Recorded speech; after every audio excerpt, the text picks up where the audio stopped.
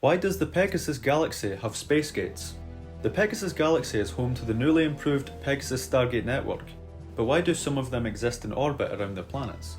Space gates are conventional Pegasus Type 3 stargates that have been placed into orbit of their given planet.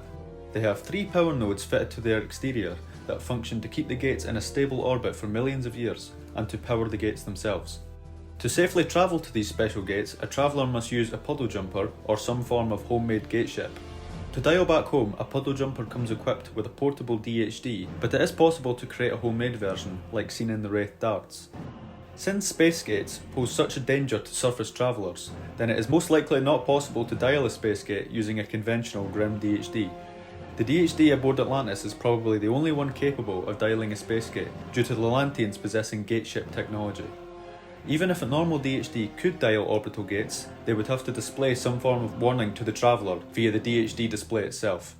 Otherwise it would be extremely dangerous to travel without the use of a map, which would be tedious at best. Space gates were most prominently used by Stargate Command and the Atlantis expedition when constructing the Intergalactic Gate Bridge, which consisted of 34 gates from each network suspended within the galactic void between the Milky Way and Pegasus galaxies. I have a previous video on this subject if you'd like to know more. The purpose of these space gates is likely due to surface complications when seeding each planet. Millions of years ago, the planets that have space gates today may have been completely uninhabitable, yet still worth exploring via a puddle jumper. So a gate was set into planetary orbit. Another reason could be to stop the Wraith from using certain planets, but I don't think that's the case. Simply because ordinary humans use the gate network just as much as the Wraith do, so the Ancients could be eliminating just as many humans as Wraith, which defeats the purpose of what they're fighting for. There was a space gate seen to have only 8 chevrons when it was deployed by the Assuran replicators.